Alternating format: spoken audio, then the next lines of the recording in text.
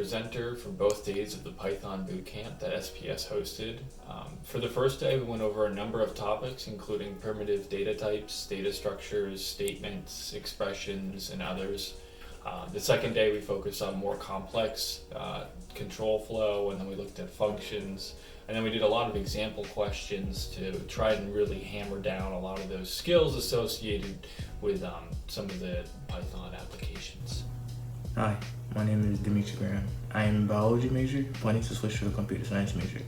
This is because I hope to become a biomedical engineer, focusing my interest in the research aspect. To become a biomedical engineer, I need to be experienced in the field of bioinformatics, learning a series of coding languages to analyze data in a lab. This is the reason why I joined the Python Bootcamp, because I hope to add Python in my coding language arsenal. I really enjoyed being part of the bootcamp. I like how simple the language was compared to the other languages, and since I'm a beginner, I enjoy how the instructor went at a slow pace. Thanks to the bootcamp, I'm confident that I'll be able to bring these new skills into my future career. Thank you for having me.